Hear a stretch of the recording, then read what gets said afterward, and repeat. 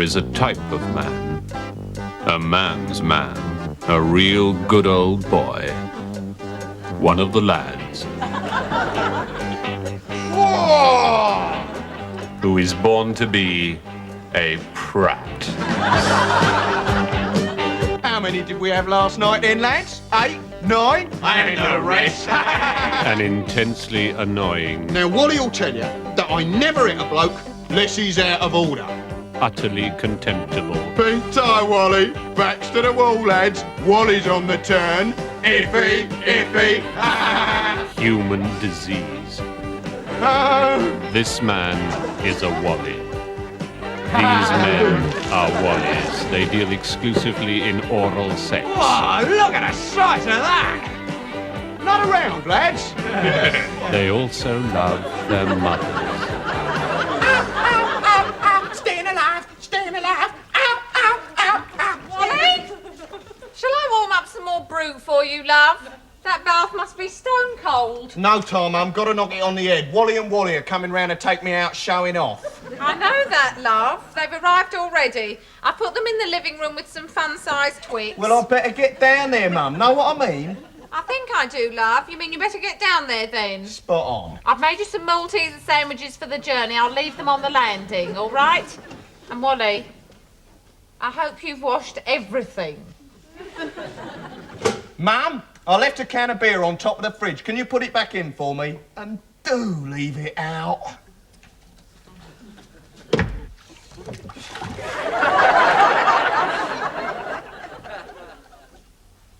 Hello, Wally. Here, Wally. Where's Wally? I'll show you. What?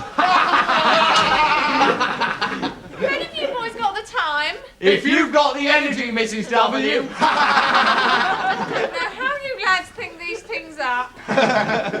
Here, we're really great, we are. Terrific, terrific. We're brilliant, us. Magic, magic. Anyone says different and we'll have him, have him. Here, Wally, how'd it go with Sonia then? Do me a favour, lads. Did you get 4? And the rest. What? Clock that then. Blimey, you must have said something that really upset her. I thought you lads might like some brute. Go on. Thanks, Mrs. W.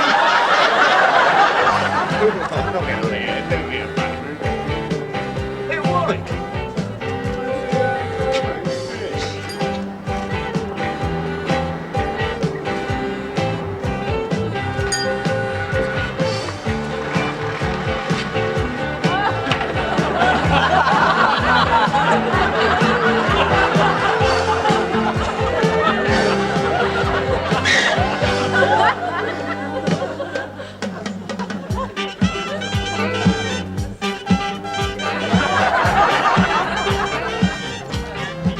Hello, darling. This is a stick-up. No, only joking. Although if it had been, I could have handled it. Kung fu, know what I mean? Do you want jeans or bomber jacket? Bomber jacket. Do you get any good-looking tarts in here, then? Style? Tasteless. Size? Tight. Do you want this one? Well, give it a try, like, know what I mean? Knock it on here, don't wind me up. Give it. Here we go, then. Let's try this one. Hello, darling. Oh! Yeah, that should be very nice, but could you take it in a bit?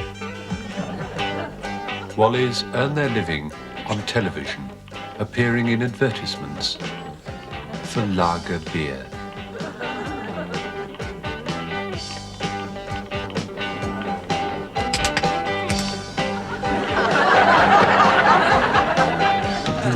Yes, Jerry. The Wallies are here. All right, then, quiet on set. It's be nice to real people time. Shun them on, they know their stuff. Come here, would you? Lovely. Okay, then, Wally, off you go. That's it. Oh, come on, Sonia. No, Wally, I'm not that sort of a girl. You have to marry me first. Oh, come on, Sonia. You know I'd like to marry you, but will you still let me go out with Wally, Wally and drink Knuckle Duster, great lager? Knuckle duster. Hello, Wally. Come on, Wally. Let's go and watch football and drink knuckle duster. Great lager. Or else we could go watch Sexy Sue, the stripper with the snake, and drink Knuckle Duster, great lager. Perhaps we should just go out and drink Knuckle Duster. Great lager? Hang on, lads. Oh, no! What about Sonia, Wally's girl? Well, I suppose I could just smash her over the head with a spade. Iffy. We love Knuckle Duster. Oh, that's okay, Wally. I'll just finish knitting your sweater. I mean, I have only knitted you 42 since you discovered Knuckle Duster. Great lager, Dom. If you don't drink it, you must be a puff. Well, gentlemen, comments? Well, frankly, sir, I'm worried about the girl. We see her in 2 roles, plaything and servant. You think that's too much? Yeah, of course I do. 1 role's enough. We don't want the woman hogging the advert, do we? What are we into here? Feminism? Murgatroyd, that is not a word we use in this boardroom. I'm sorry, Mr. Knocker. That's all right, Derek. I don't mind a bit of friendly swearing as long as there aren't any ladies present. You're very broad-minded, Mr. Knocker. Though I must agree, I think in future we should be working towards making Sonia a less forceful and challenging personality. Absolutely. I mean, there are standards. We don't want to go round encouraging an unrealistic view of womanhood. Well, I like the advert. I mean, we used the same principle on the Conservatives and they got in. Yeah, but just because they bought Mrs. Thatcher, why should they buy Knuckle Duster? Well, they're both pretty tasteless, aren't they? Don't be flippant, Cartwheel. I'm sorry, Mr. Knocker. I'm sure your beer tastes very nice. That's all right, Derek. I think the ad's a well-tasted little bijou. Should get the golden gorge shifted anyway. Right then. Just one more thing, sir. Now, Cartwheel targeted this ad to the 6 to 10-year-old age group. And apparently you're not allowed to drink it until you're 18. Brilliant, Cartwheel. That's all right. There's no alcohol in the damn stuff anyway. Now let's turn the box on and see if we can catch a glimpse of some real live English entertainment.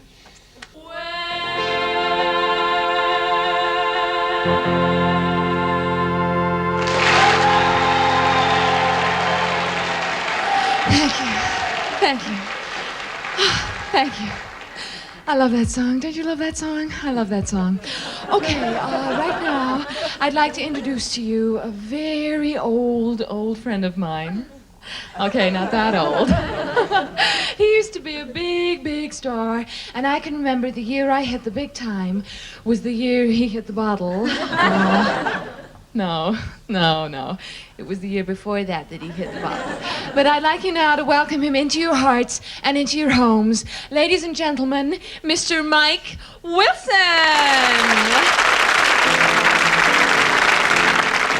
This song's been so good to me. It's a song that I love. I'll sing it so loud, I'll sing it so clear, in a satin glove. Thank you, ladies. Thank you so much. That song is such a great song. Mike, get yourself over here and tell everybody what you've been doing, huh? You look fantastic. Well, it's great to be back, Jack. I'd just like to say to some of my fans who are going through hard times, just remember, when you say cheers, all you're really getting is booze. Gee, Mickey, that's a really true thing to say. Since you and I are here together, why don't we sing a song together? What, you and I sing a song together? Sure, you and me sing a song together right here. What, right here? Sure, why not? Right here. Hey, I didn't know we were gonna sing. Sure, let's do that thing, Mick. What are we gonna sing, huh? What about the one we rehearsed? You. Okay, we're gonna sing a medley now that's a tribute to those 4 great guys that we're never gonna forget. John, Paul, George, and the drummer. Okay, let's do that thing. Hit the keys, Vic.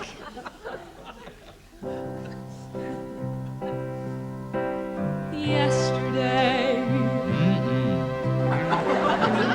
all my troubles seemed so far away. Now it looks as though, hey, they're here to hang around. I believe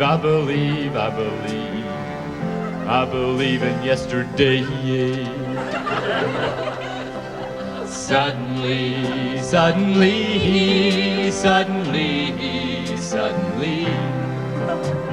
oh my God, but yesterday came mighty fast. Yesterday, I was a walrus, now I'm 64. She loves you, yeah, yeah, Judy, Judy, Jude. Oh, I believe in Norwegian wood.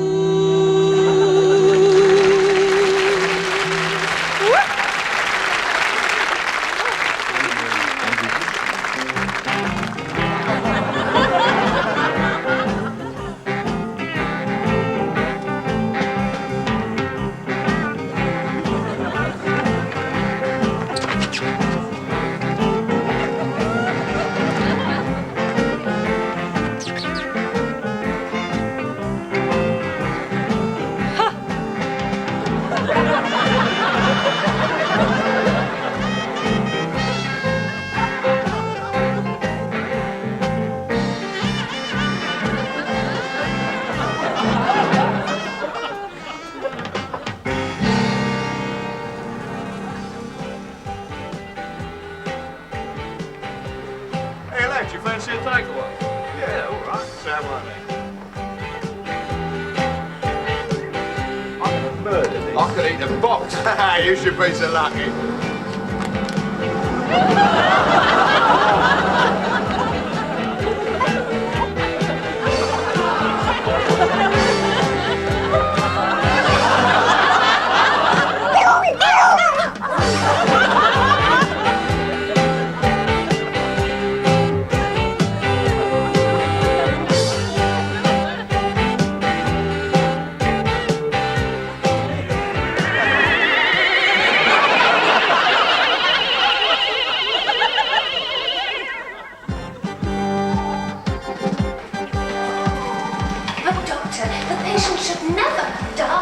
I'm Dr. Quentin de Quincy, fine features, silver temples, and an enormous private practice. What am I, nurse? Oh, God, Doctor. Ruddy to God.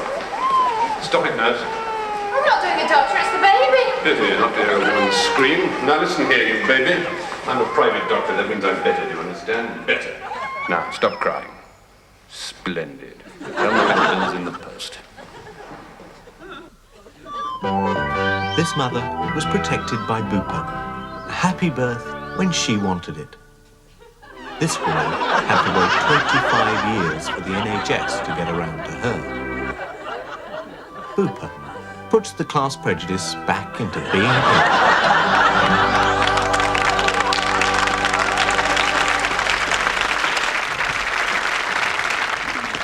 Let me have your baby, Doctor. Don't be absurd, nurse. Even if I had one, do you think I'd just give it away? Oh, but we all want to marry you, Doctor. All the nurses do, even the male ones. Tonight, in the hostel, when we've all brushed our teeth and got into our sweet little baby doll nighties in pastel shades, I'll tell them what it's like to work with you, and then our cozy girlish dorm will be still, save for the soft humming of 42 vibrators. Yes. I want to hear all about that, nurse. Now then, Mr. 100% cotton. Your mother must have had a sense of humor. What seems to be the trouble? I'm not very well, Doctor. Damn lucky for you, you're not. I don't tolerate time wasters. We have to see his passport before we can proceed, Doctor. That's a damn topical remark, nurse. Dad, somebody's on the ball. Here's the passport, Doctor. Don't look at the photograph. It's rather embarrassing. Didn't you look at Tosspot with long hair? I can't stand hippies, never could. I think they should be boiled. Didn't your father mind? He passed minding. Ah, shuffled off this mortal coil, has he? No.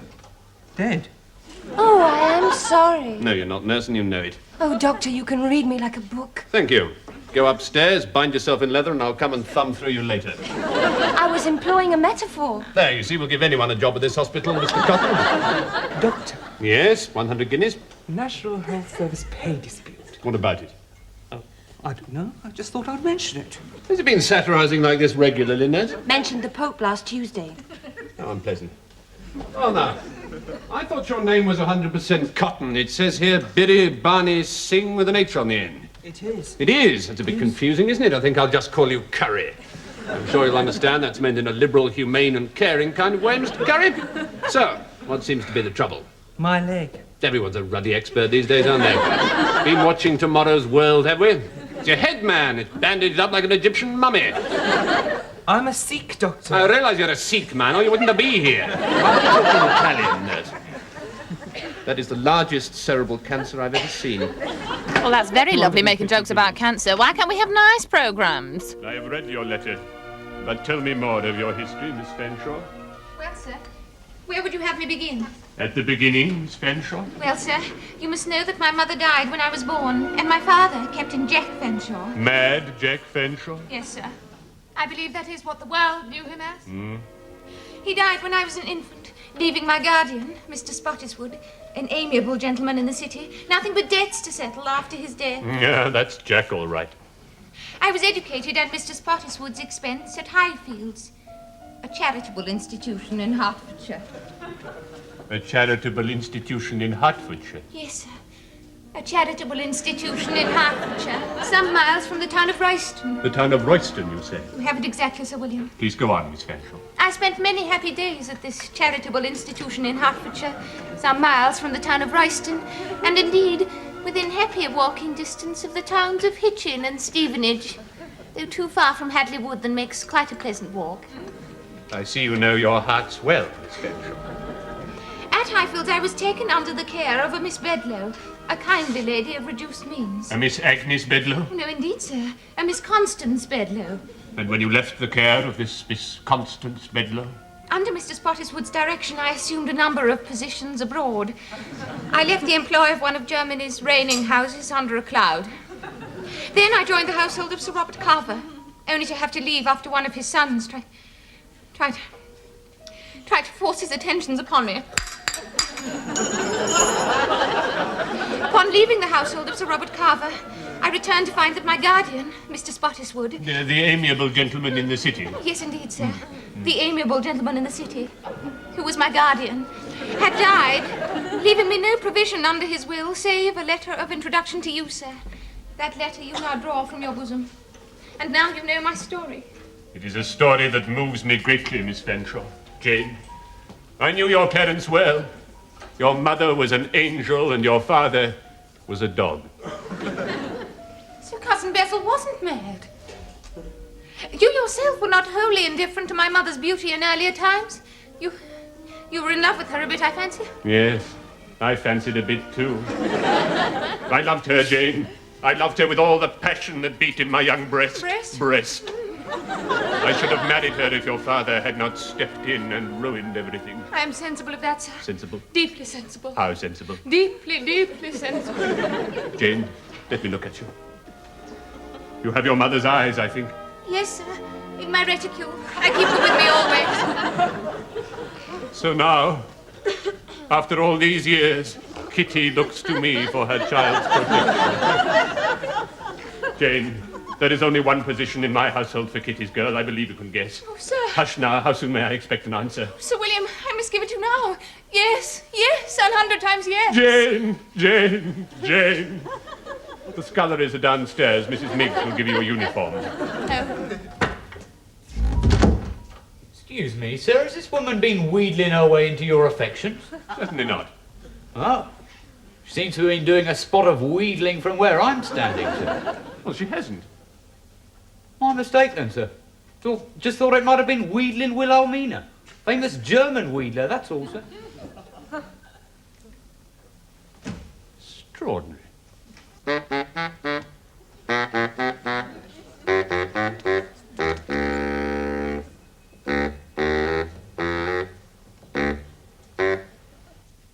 I'm back now, Sarge. That's what I like to see. A good old-fashioned bobby. All right then, son, let's go over this again now, shall we? You were in a pub. Yeah, and there'd already been a certain amount of iffiness over who was going to buy the drinks. Oh, yes. Well, we both wanted to pay, see? It was a matter of honour. I mean, we both come from Kilburn. And as far as I'm concerned, Kilburn is Kilburn. I mean, you can say what you like. I don't care, but Kilburn is Kilburn, and no one better say different while I'm around. A bloke once said to me, right, Kilburn is Golders Green. What? Should have seen the other fella. Fancy a pot noodle? Perkins, 2 pot noodles. Go on, lad. Well, we was down the Jolly Dildo, right? No, I tell a lie, we was having a drink in the Obvious studio set, and I was up there and Wally comes up. Yeah, that's right, 4 pints of knuckle duster, doll, and you've got a terrific bum. Up yours. Yeah, I reckon this barmaid must be a lesbian. So anyway, here's the, what's it, $3.50? Here, put your money away, Wally. I'll get these. Do me a favour, it's my round. There you go, doll, and one for yourself. Give him his money back, doll. It's my shout. Listen, do you want to wake up with a crowd round you? Like hospital food, do you? I hope your mum can sew, because she's going to have to stitch you up. Want teeth in a basket, do you? Are you talking to me or chewing a brick? Because either way you'll get your teeth broke. Oh, right, you pay for them. Puff! Oh, I did tell you I come from Kilburn, didn't I, Sarge? Not bad, is it? Not like food at home, though. I reckon my missus cooks up the best pot noodle in Britain. Do you know how many I have of an evening? 6. 2 of each flavour. And on a plate, not out of a pot. Can't touch my missus. I'll tell you what, though, lad. I can. I can touch her anywhere I like, I can. Anywhere I like, I can touch her, and I'll tell you what, though, lad. I do. I'll bet you do, Sarge. Whoa! I like you, lad. Perkins, 2 more. Prawn Provençal flavour. By the way, Sarge, what is the charge? Well, the original complaint was talking in a very loud voice in a public place, and then the more serious one of under mental age drinking. But you seem like a nice, bright lad to me, so I think I'll drop him. Bit like your missus, eh, Sarge? 4. That's right, son. 4. Anyway, what happened next then? Well, we had another 65 pints, but we wasn't pissed. I mean, take more than that. And then Mr. Lovey, who does our TV adverts, came up. What, adverts? Oh, yeah. I thought I'd seen you somewhere before. Well, you know. So is it always something I've wondered about with them adverts? What is it that they do with the bog roll? Do they tie 2 and 3 together? Precious jelly deals, thank heaven I've found you. There's a rush job on, new ad. We have to shoot it here. What, do an advert here in our own clothes? To save a life, mushrooms. Well, I don't know, Mr. Lovett. I think we're all pretty anxious to maintain a difference between our real social persona and our perceived media stereotypes. There's no time, Beetroots. If a busy schedule is a day at the seaside, then you're looking at a month in the Caribbean. Look, it's a new product, it's a new image, it's something totally different. What we drinking then, lads? It's in front of you. Well, it's a funny shaped glass. Supposed to be. A very light colour. Just drink it. All right. By heck, that's the stuff. Told you. Fabulous, Logan Bruce, but don't you think you could do something a little more tough and uncompromising with the bottles? What sort of? Something urgent, something vibrant, Hold them something out. thrusting, yeah? Squeeze it a bit, you know. Okay, yes, work on it, improvise. Come on now. Hey, listen! You're a camera crew, aren't you? I knew you were because of the cameras. That's how I could tell. Listen, I'll get straight down to it. I'm in the importing fabrics business, right? And somebody has just got to make a comedy series about the importing fabrics business because it's just mad. Honestly, you won't believe what goes on in our place. It's just bedlam. The characters, we've got the lot, fatties, you name it. I mean, our place is completely mad. I mean, some of the things people say, they're much funnier than on the telly, aren't they? I mean, they're real, not written. Like, only the other day, Val got decided that somebody was deliberately taking the top off her tippet so that it would clog up. I mean, there's got to be a plot there, hasn't there? It's just sort of mad thing that people do. In the end, you know, getting to put it back on herself, we died. Even old Droopy Claus, the boss, that's our name for him. Might get a laugh instead, but I mean, even he laughed. I mean, I tell you, he is a sitcom in himself. I thought it was actually